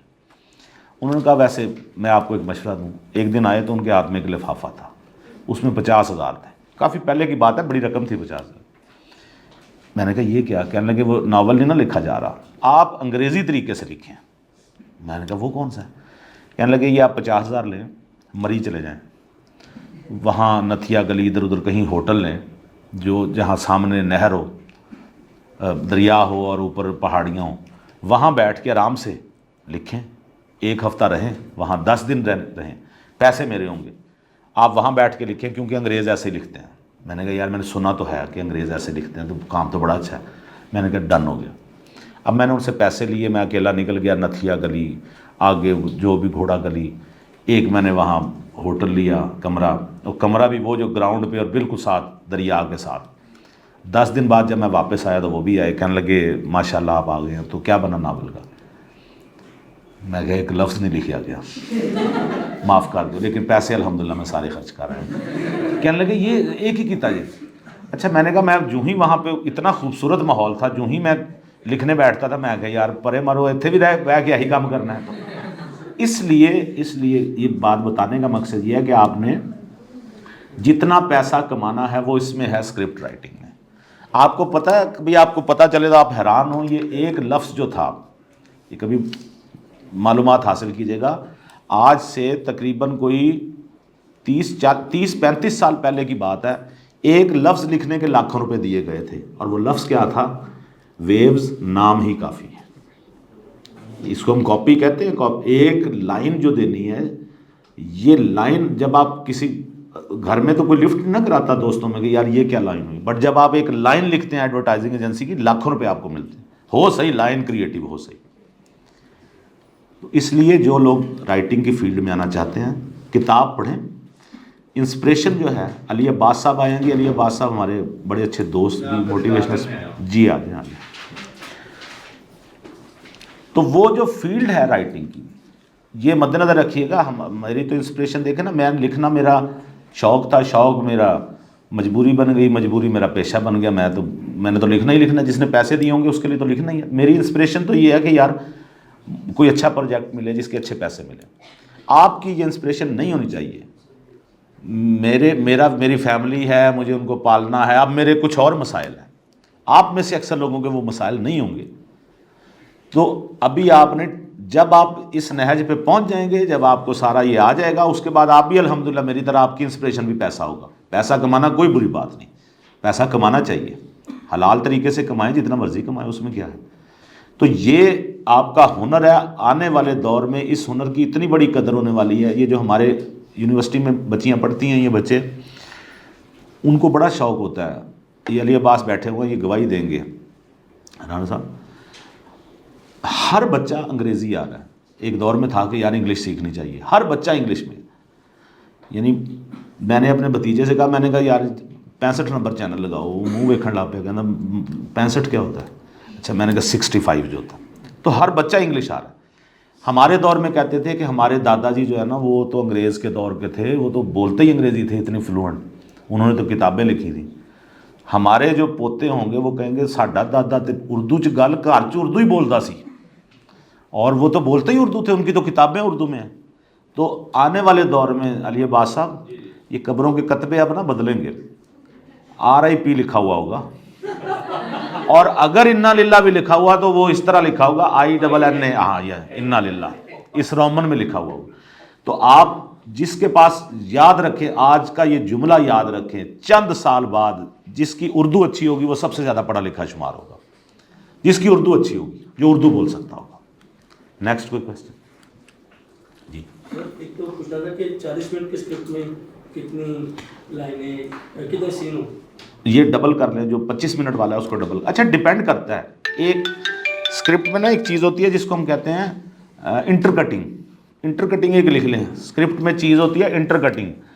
आप एक सीन दिखा रहे हैं, सीन दिखाते हुए आपने या एकदम बाहर का एक सीन, मसलन एक शख्स इंतज़ार कर रहा है किसी का, आप उसका इंतज़ार भी दिखा रहे हैं, और वो बाहर से कोई एक शख्स गाड़ी पे आ रहा है वो भी दिखा रहे हैं। दिस इज़ कॉल्ड इंटरकटिंग, यानी दो सीन आप मिक्स कर रहे हैं। एक सीन पूरा उसके घर का है जहाँ लाउंज में वो टहल रहा है, एक वो है जहाँ उसको गाड़ी में को मिलने के लिए आ रहा है। तो ये दो सीन है। ये दो सीन जब जो ही इकट्ठे आप लिखेंगे वो इंटरकटिंग होगी। इंटरकटिंग का लफ्ज़ दे के ऊपर उन्वान दे के नीचे आप ये दोनों सीन लिखेंगे तो आपका डायरेक्टर भी समझ जाएगा। एक मुझे याद आया, एक चीज़ और याद रखिएगा, स्क्रिप्ट लिखते वक्त आपने सबसे पहले ऊपर लिखना है वक्त, यानी टाइम क्या है। ये रात का वक्त है जो आप सीन लिख रहे हैं, ये सुबह का वक्त है। कैमरे में शाम नहीं होती, या सुबह होगी या रात होगी। अच्छा, आपने लिखा रात का वक्त है। नंबर 1 टाइम, वक्त, मुकाम। पहली चीज़ आपने लिखी टाइम, दूसरा प्लेस क्या है, ये जो सीन हो रहा है ये कहाँ पे होगा।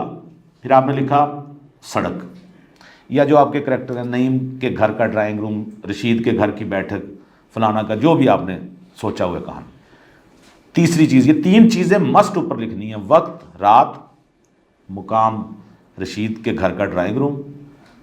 फिर लिखें किरदार, इसमें कौन से किरदार डिस्कस होने हैं। आपने सोचा ही होगा ना, इसमें 4 करैक्टर आपस में बात करेंगे, उनके नाम लिखने हैं आपने, जो आपने रखे हुए हैं उनके नाम, रशीद, मजीद, असलम, सुमेरा, जो भी, ये 4।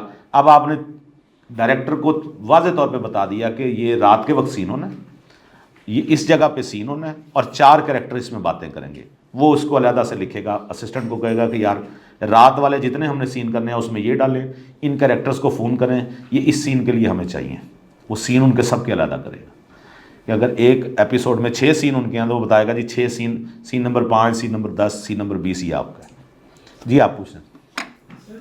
यूट्यूब के लिए हम स्क्रिप्ट लिखते हैं, जी, जी। प्रेजेंट किस तरह किया जाए, कोई तरीका, स्टार्टिंग, इंटरवल और क्लाइमेक्स है। ये अपना यूट्यूब वाला चूँकि सब्जेक्ट दूसरा है, मैं लिखना अभी चूँकि आज का सब्जेक्ट था लिखना, आप वैसे जैसे बोल रहे हैं बड़ा अच्छा है, इसी तरह प्रेजेंट करें, बना के बोलने की ज़रूरत नहीं। सर जब आप जी जी स्क्रिप्ट लिख के दे देते हैं एक्टर को, तो कितनी भी चेंजेस और डायलॉग्स में और सीन में, हाँ, जब आप देखें ना स्क्रिप्ट, आप, ये बड़ा अच्छा सवाल है। जब आप स्क्रिप्ट देते हैं, मसलन आपने एक ड्रामा लिखा, आपने डायरेक्टर को दिया, उसको प्रॉब्लम में नहीं आपने डालना। मसलन मैं एक स्क्रिप्ट में लिख दूँ घुमसान की जंग हो रही है, बेचारा उत्थे बह जाए, मैं कोई भाई जाने मैं कितों घुमसान की जंग कितों खावा, यानी 10 लाख में मुझे टोटल बजट है, तो जो जंग है वो 10 अरब की आप दिखा रहे हैं, मैं वह कैसे दिखाऊँ, या वो मैं फैसिलिटीज़ कहाँ से लाऊँ।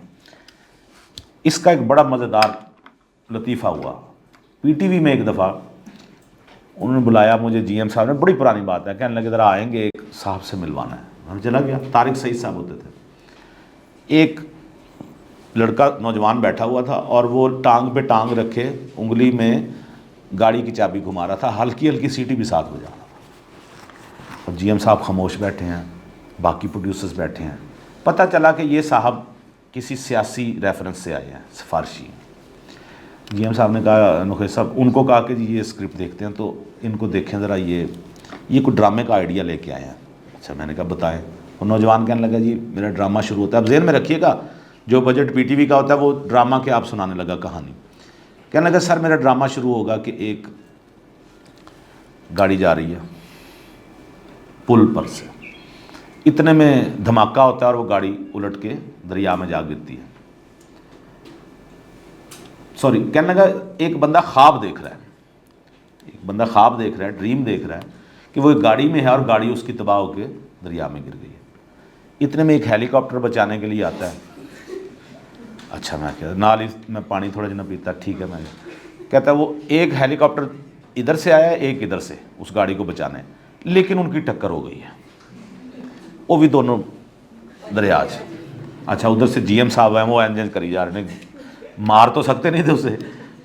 मैंने कहा एक मिनट बेटा, मैंने कहा बात सुने, ये गाड़ी टक्कर और फिर हेलीकॉप्टर, ये तो पीटीवी है, इतना खर्चा नहीं होता इसमें, ये जो आप आइडिया बता रहे। कहने लगे सर खर्चा इसमें क्या है, मैं हैरान हूँ आप लोगों को किसने यहाँ बिठा दिया। बता रहा हूँ कि सारा ख्वाब है। मैं कहा बेटा ख्वाब है, ਅਸੀਂ ਵਿਖਾਣਾ ਤੇ आए ना ਉੱਥੇ की उन्होंने कहा ये ख्वाब, वो कैसे दिखाएंगे। तो लोगों के जहनों में ये होता है कि लफ्ज़ ख्वाब कह के उसके बाद शायद पता नहीं ख्वाब में जो कुछ हम देखते हैं वो सारा दिखाया जाता है। विजुअल की अपनी अहमियत है। कोई और सवाल किसी किस्म? हाँ जी जी, आप नहीं पूछ रहे हैं, आप बताने वालों में से हैं। सर ये बात का ऐसा होता है कि कई मूवीज़ में भी स्टोरीज भी हमको लिखी जाती हैं, ड्रामाज में भी कुछ एक या दो मुख्तलिफ प्लॉट्स या बातें पैरेलल चल रही होती हैं।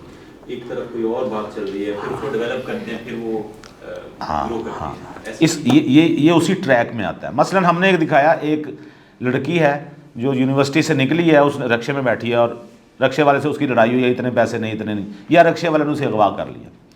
दूसरा सीन हम दिखाते हैं, एक गली का दिखाते हैं जिसमें दूध दही वाला बैठा हुआ है, उससे लोग ले रहे हैं, दूध दही ले रहे हैं और अजान का टाइम है, उसने कहा चलो भी सारे नमाज़ पढ़ के आए। तीसरा हम दिखाते हैं कि एक पॉश इलाका है जिसमें डिफेंस टाइप का या बैरियर टाउन का, गाड़ी में से एक बंदा उतरता है, बैग शैग उसने पकड़ा हुआ है, घर आया, उसने कहा, वाइफ ने उससे कहा कि हमने जाना है, वो आपने छुट्टियां ले ली हैं, उसने कहा बिल्कुल। अब ये 3 मुख्तलिफ ट्रैक हैं, इन कहानियों को जोड़ना है आपने, और ये जोड़ा पहले से होगा तो फिर जुड़ेगी ना कि उसका उससे क्या लिंक बनता है, वो जो लड़की जो रक्शे में बैठ के गई, और फिर इसका ये जो नमाज़ पढ़ने के लिए दुकानदार गया, इसका क्या लिंक बनता है। ये जो लिंक आपका बनता जाएगा, साथ साथ सीरियल में भी ये टेक्निक इस्तेमाल होती है, फिल्म में भी इस्तेमाल होती है, ड्रामों में भी इस्तेमाल होती है। ये ट्रैक अगर आप इनको जोड़ते जाएं, वो कहानी आपने पहले बनाई हुई होगी, तो ये ट्रैक जो ही आप जोड़ते हुए जाएंगे, जहाँ पे आके ये ट्रैक जुड़ेंगे, वो जारी बात है देखने वालों के लिए भी मज़ा आएगा उसको। आप वो एक उनका सुन लें, वो बच्ची बैठी है। सर ये तमाम नॉवेल्स होते हैं वो इमेजिनेशन पर बेस करते हैं, या इसका क्या है, किसी भी किताब में? हर वो चीज़ कहानी होती है जो हो चुकी हो, जो हो रही हो या हो सकती हो। ये 3 चीज़ें राइटिंग में ज़हन में बिठा लें। आपने वही चीज़ें लिखनी है जो, और लिखते भी लोग वही हैं, जो हो रही हों, जो हो चुकी हों या जो हो सकती हों। तो नावल डिपेंड करता है आपने किस टॉपिक पे लिखा है। कुछ लोग कुछ चीज़ें ना बड़ी इंसान ज़िंदगी में कुछ मज़ेदार चीज़ें देखना चाहता है। कभी आप देखिएगा, आप जितना मर्ज़ी बन ठन के बैठें, जितना मर्ज़ी सीरियस होकर बैठें, कभी कभी आपको खुशी लगती है और आपको देखते हैं ना इधर उधर कोई नहीं, तो आपका दिल चाहता है मैं बेड पे चढ़ के नचां, क्योंकि इंसान है, साइकी है इंसान की। कभी कभी आपका दिल चाहता है यार मैं ये जो सामने ये कुल्फ़ी वाला ना, इससे मैं कुल्फ़ी लेके खाऊं, कोई मुझे देख ना रहा हो। मुझसे अगर आप पूछें तो मैं कहूँगा सारी ज़िंदगी मुझे अगर खाने का मज़ा आया ना, तो माँ मेरी ये रोटी के उत्ते ही रख के ना सालन इंज देंदी सी, असी मैं चूल्हे के कोल ही बैठ के खा लेता था। मुझे वो जायका नहीं बोलता मुझे कि उसमें क्या था। लेकिन हमने जो एक लाइफ के ऊपर, जाहिर बात है एक पर्दा हमने रखना होता है ना अपना, जो जैसे ही हम घर से बाहर निकलते हैं एक नया नकाब हम पहन लेते हैं कि हम बड़े सोफिस्टिकेटेड है, हम यूँ करके खाते हैं, ये फलाना। लोगों के घर से जाके पूछो कि गालां पैंदियां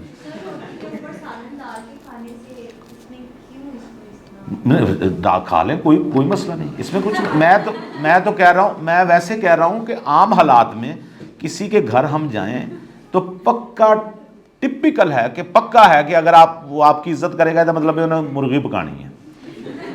अच्छा, किसी की सालगिरह तो पक्की बात है आपने केक लेके जाना है, भैया आप उसके घर पिज़्ज़ा ले जाए, उसकी सालगिरह पे पिज़्ज़ा काट लें, कोई नहीं काटेंगे, नहीं केक ही कटना है, उत्ते एक मोमबत्ती भी लानी है और सारे ने आवाज़।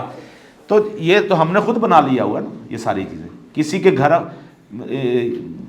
उस दिन हम गए, हमारा अजीज़ बीमार था बेचारा, वो ICU में पड़ा है, यानी उसको कुछ होश नहीं, मैं कहाँ हूँ, ਉਹਦੇ ਵਾਸਤੇ ना 250 किलो केले तो फला। मैं क्या ये किमें खाएगा वो?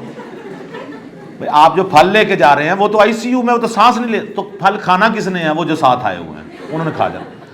तो किसी की तरफ हॉस्पिटल में जाएं तो फल की बजाय उसको एक लिफाफे में जितने पैसे आप अफोर्ड कर सकते हैं वो उसे दें। वो लिवाकिन बेचारे कोई गोलियां ले लेगा उसके लिए, कोई दवाई ले लेगा, कोई उसके कमरे का किराया अफोर्ड कर लेगा, नहीं वो नहीं करना। तो टिपिकल हमारा, मैं ओमान में हमारा बुलाया हुआ था उन्होंने मेहमान पिछले साल।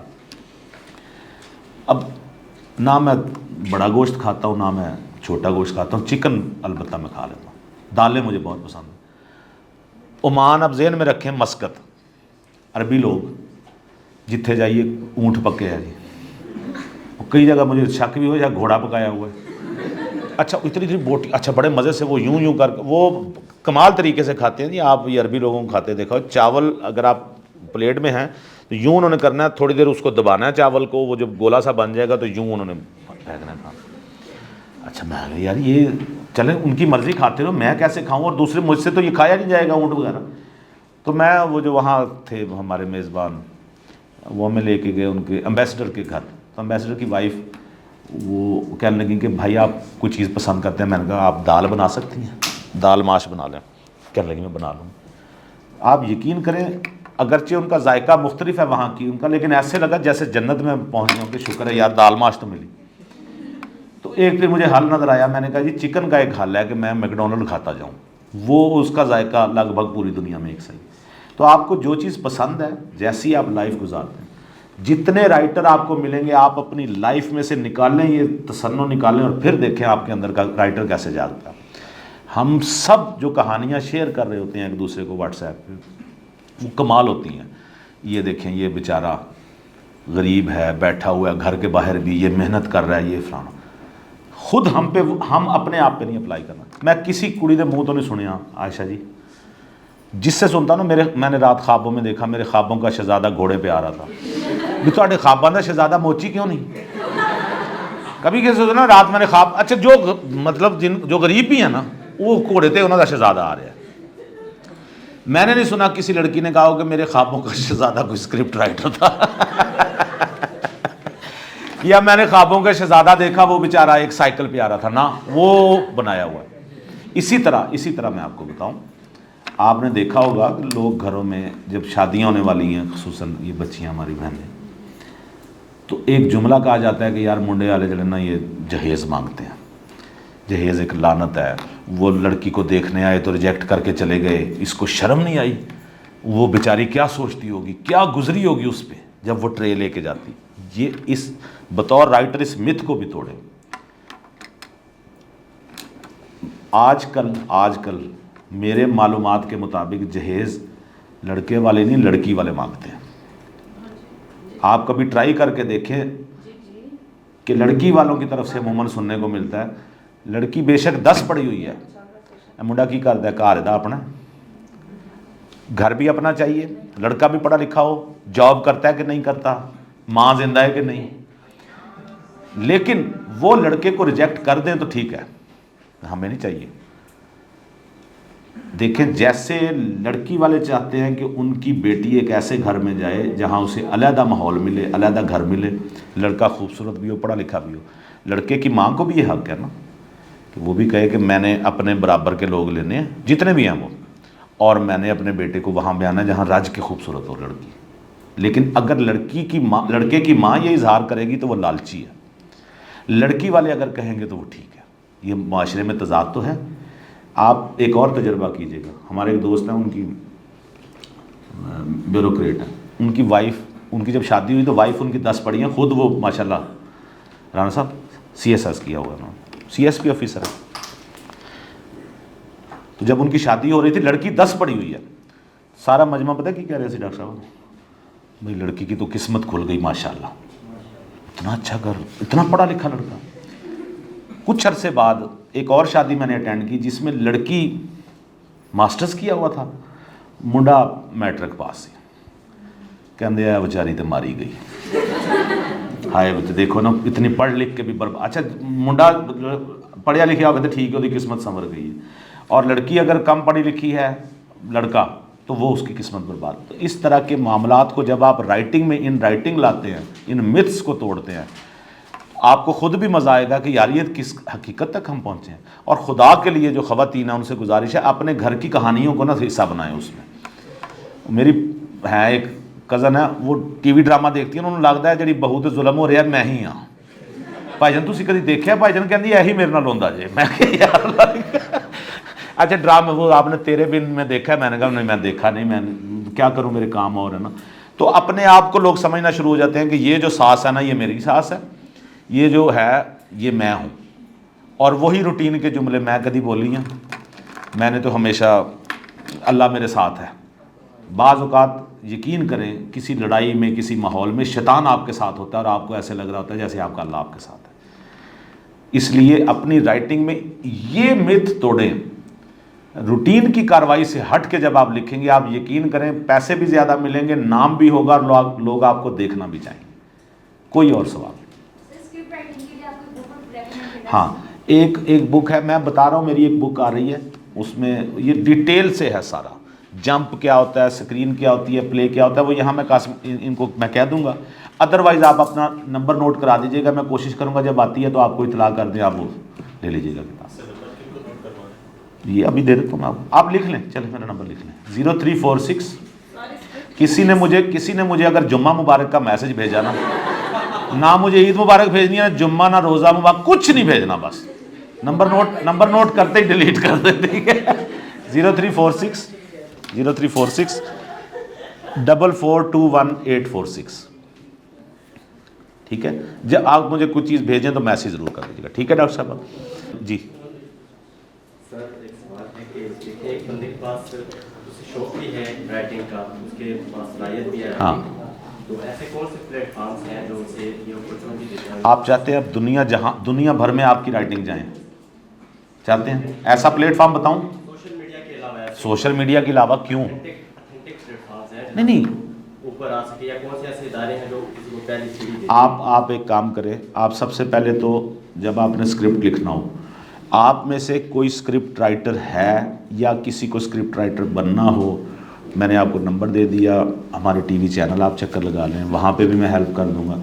बट आपने राइटर उस वक्त बनना है जब आपने पहले, राइटर कौन होता है? राइटर कौन होता है? जो लिखता है। नो, राइटर वो होता है जो पढ़ता है। इस कंसेप्ट को ज़हन में रखना है। लोग समझते हैं राइटर वो है जो लिखता है, राइटर वो है जो पढ़ता है।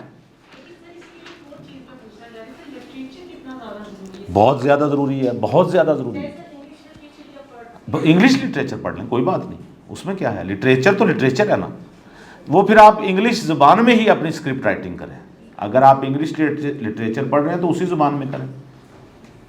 जी कुछ लिखने वाले जो हैं, पहले तो ये ट्रेंड लिटरेचर में बहुत ज़्यादा रहा, क्योंकि कोई एक कैरेक्टर लेके वो उसको माउथ पीस बना लेते हैं, अपने जो ख्याल आते हैं उसके जरिए से वो करेंगे प्रमोट। तो क्या पूरी तरह से इफेसमेंट रखनी चाहिए या पूरी तरह से माउथ पीस बनाना चाहिए, या इसका दरमियाना सा रास्ता? ये बहुत अच्छा इन्होंने सवाल किया। आपने अक्सर देखा होगा ना, मैं के सीगे से आगाज़ होता है।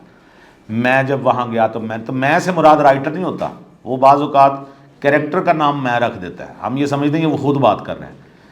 ये डिपेंड करता है राना साहब कि आप किस स्टाइल में ज़्यादा इजी फील कर रहे हैं। जैसे हम शायरी में कहते हैं ना, कुछ बहरें ऐसी होती हैं, कुछ मीटर्स ऐसे होते हैं जो शायर फील करता है कि इसमें मैं ज़्यादा आसानी से बात कर सकूँ। अगर आप उसमें आसानी से बात कर सकें मैं के सीगे में, ज़्यादा अच्छा। मुझे खुद लगता है कि मैं के सीगे में ज़्यादा अच्छी बात कर सकूँ। जी, स्क्रिप्ट राइटिंग के लिए, हाँ,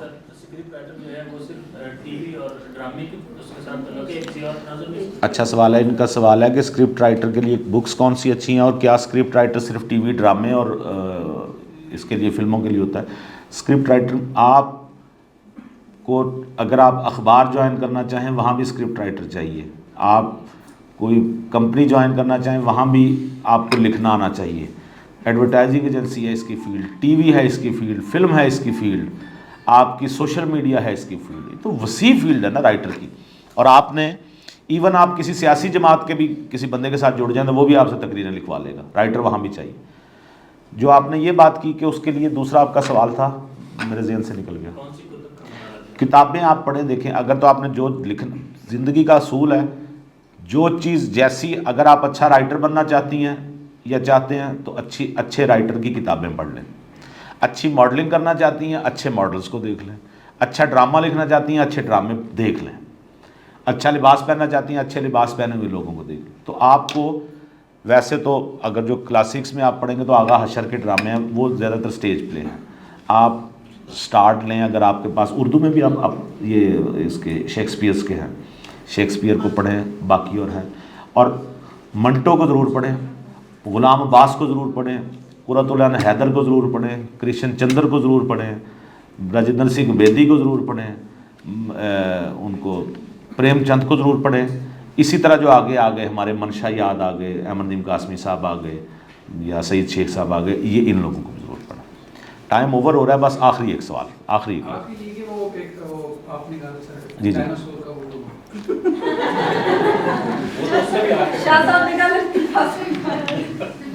डायनासोर का मैं आपको एक सच्चा वाक़या सुना देता हूँ। इसी प्लेटफॉर्म से मैंने सुनाया था, दोबारा सुन लें।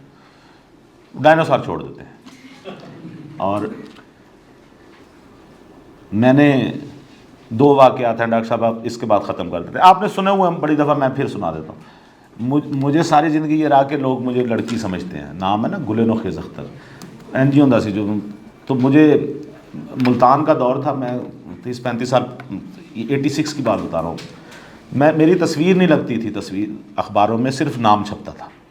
तो कोई पिंडी के साहब थे, उन्होंने समझा कि मैं ख़ातून हूँ, ना व्हाट्सएप ना मोबाइल होता था। तो उन्होंने मुझे ख़त लिखा, कहने लगे क्या हमारी दोस्ती हो सकती है? अच्छा, मेरी बला जाने वो क्या समझ रहे हैं। मैंने भी ख़त लिखा, मैंने कहा हो सकती है। फिर उनके ख़त आ जाने, आपकी तहरीरें बहुत अच्छी होती हैं। अब इसमें कहाँ पता चल रहा है कि वो मुझे क्या समझ रहे हैं। आपकी तहरीरें बहुत अच्छी होती हैं। मैंने भी कहा ना, आपका बहुत शुक्रिया, नवाजिश। अब ये चलता रहा, उनके ख़त आते थे, छोटा छोटा मैं जवाब देता था। एक दफ़ा उनके जवाब देने में मुझे ताख़ीर हुई, 5-6 ख़त आ गए, तो मैं देर हो गई उनका जवाब देने में। उनका ख़त आया जिससे मुझे अंदाज़ा हुआ कि मामलात कितने ख़तरनाक हो चुके हैं। एक जुमला उन्होंने लिखा, कहने लगे तुम नखरे बहुत करती हो। अच्छा, मैं समझ गया, मैंने कहा वही हुआ है जो होता है मेरे साथ। मैंने कहा मामला तो मैं क्या कहूँ इन्हें। तो मेरी शेव बढ़ी हुई थी, रमज़ान के दिन थे, हम लड़के शेव बढ़ा लेते। उसी हालत में मैं स्टूडियो गया, शेव काफ़ी दाढ़ी की हद तक बढ़ी हुई थी। मैंने तस्वीर बनवाई, तस्वीर बनवा के पीछे नाम लिखा, उनको मैंने भेज दी। उनका जवाब जो मुझे आया वो क़यामत तक मुझे नहीं भूल सकता। उनका जवाब था, सूफ़ी तेरा कख ना रवे, मैं तो मां नूं भी राज़ी कर लिया। तो और दूसरा वाक़या ये था कि यहाँ पे, अच्छा ये है मज़ाहिया राइटिंग, हमारी बात नहीं हो सकी इसमें। पंच कुछ और टाइप के। हम दोस्त थे, हम इचरा शॉपिंग सेंटर में रहते थे। फ्लैट था, पुराने दिन, 30 साल पहले, पैसे है नहीं किसी के पास। तो हमने कहा यार यहाँ से निकलें ज़रा, कुछ थोड़ा आउटडोर भी। एक दोस्त ने कहा झंग में हमारा डेरा है, वहाँ पे चलते हैं, एक रात वहाँ गुजारते हैं, कुछ एडवेंचर होगा, साथ नहर है, उसमें नहाएंगे। हम लोग चले गए, बस की छत पे सवार हो गए, अब मट्टी भी पड़ रही है। जब हम 4-5 घंटे बाद पहुँचे झंग, तो वहाँ उनका गांव से भी आगे एक डेरा था। एक केयर टेकर सा बाबा था वहाँ पे, जिसने उसको वहीं रहता था। तो बाबा जी ने हमसे पूछा, बेटा आप लोग खाना बना दूँ या पहले आप नहाएंगे? मैंने कहा जी अब मट्टी पड़ी हुई है, पहले हम नहा लेते हैं। उसने कहा नहा लें। जब मैं गया, सबसे पहले उनके जो वाशरूम था, गुसल खाना जो था, तो उसमें एक अजीब चीज़ मैंने देखी कि वो दीवार के साथ कुछ तकरीबन 100 साबुन पड़ा हुआ है और खुला हुआ है। यानी यूँ लग रहा था कि एक दफ़ा यूज़ किया है। डव, कैपरी, लाइफ बॉय, जो भी उस दौर में थे ब्रांड, खुले हुए पड़े। तो मैं बाहर आया, मैंने कहा बाबा जी ये अपना यूज़ कर सकते हैं हम, या आपको आपने कोई नुमाइश के लिए रखे हो? कहने नहीं करें यूज़, जो पसंद है। तो हम 8-10 दोस्त थे, जिसको जो साबुन पसंद था उसने उसके साथ नहा लिया। जब हम नहा के बाहर आ गए, साबुन वगैरह लगा, नहा के मज़े से, अब खाना उसने लगाया हुआ था, नहर पास थी। उसके बाद मुझे एकदम याद आया, अब नवाला मैंने मुंह में लेने, मैंने कहा बाबा जी मुझे याद आया, साबुन आपने क्यों रखे हुए हैं इतने? ये थोड़े खुले हुए साबुन, यूज़ साबुन क्यों रखे हुए हैं? शौक है आपका? कहने लगा नहीं पुत्र, जिथे मुर्दा नवाण जाना वो कहते ने साबुन तू ले जा। बस फिर नहर साथ थी, हमने फिर रोटी वहीं पे छोड़ी और नहर में छलांग लगा दी। ये वाकया मैं यहाँ बहरहाल सुना दूँ। आपका बहुत बहुत शुक्रिया, आप तशरीफ़ लाए, आप हमारे बच्चे हैं, बहुत